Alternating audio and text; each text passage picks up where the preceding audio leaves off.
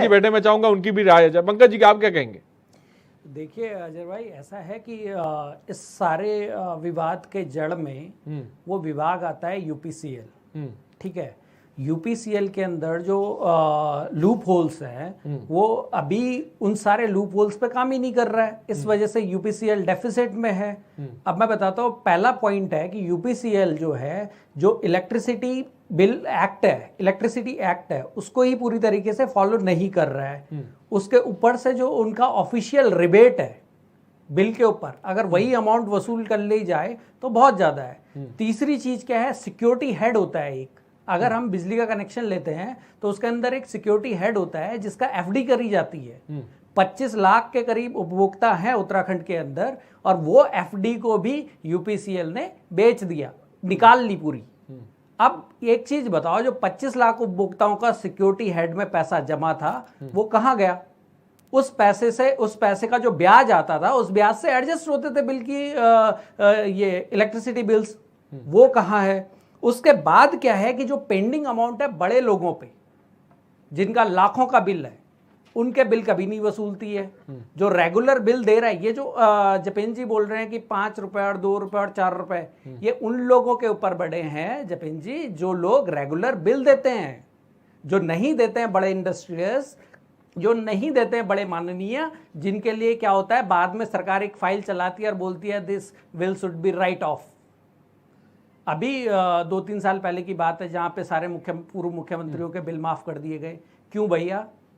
जाएगा यूपीसीएल आपके घाटे में।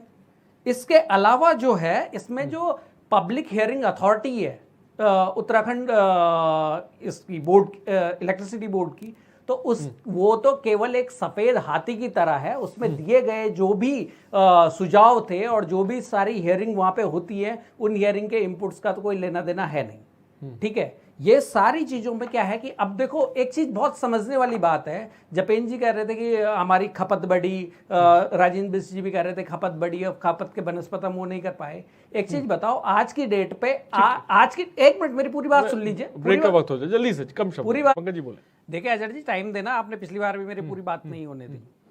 ठीक है, अभी बिष्ट जी ने जो बोला था कि यहाँ पे रिसोर्सेज डेवलप नहीं हो पाए, या हम रिसोर्स डेवलप नहीं कर पाए, या सरकार नहीं कर पाई, उसका कारण अगर उसके मूल में जाओगे तो उसका मूल है उत्तर प्रदेश पुनर्गठन विधेयक 2000। उसके अंदर जो संशोधन हुए थे, उसमें से एक संशोधन ये भी है कि गंगा और गंगा की सहायक नदियों पे अगर कोई प्रोजेक्ट बनेगा तो उसके 5 राज्यों से क्लियरेंस चाहिए। ये हमारी बीजेपी की सरकार उस टाइम पे यूपी में थी और सेंटर में भी थी, जिसमें हरियाणा, पंजाब, उत्तर प्रदेश, दिल्ली और हिमाचल प्रदेश, इन 5 राज्यों से क्लियरेंस लेनी पड़ेगी। दूसरी बात, जब हम अगर अभी बात हुई थी कि ये इन्वायरमेंटल इश्यूज की वजह से बड़े प्रोजेक्ट नहीं बन सकते थे, तो छोटे प्रोजेक्ट तो हमारी सरकारें बना सकती थी ना। रनिंग रिवर वाटर का जो प्रोजेक्ट होता है, हाइड्रो प्रोजेक्ट, वो भी नहीं बनाए गए। छोटे छोटे प्रोजेक्ट बन सकते थे। अब सरकारों की तो ये बात है कि पिछली बार बाढ़ आई तो श्रीनगर का पूरा डैम बह गया। क्यों ये सरकारें उन चीजों पे बेसिक एमिनिटीज पे ध्यान नहीं देती हैं? अब बात रही कि हमारे रिसोर्सेज हमारे पास नहीं है, टिहरी डैम की बात हुई। आप एक चीज बताइए, टिहरी डैम पर उत्तर प्रदेश सरकार ने पैसा लगाया, तो क्या उस टाइम पे हम उत्तर प्रदेश का हिस्सा नहीं थे? हमारा भी तो पैसा उस पे था, हमारे लोगों का भी टैक्स का पैसा उस पे था। और जल जो है वो, ये जो हाइड्रो प्रोजेक्ट है और जल जो है वो स्टेट सब्जेक्ट है।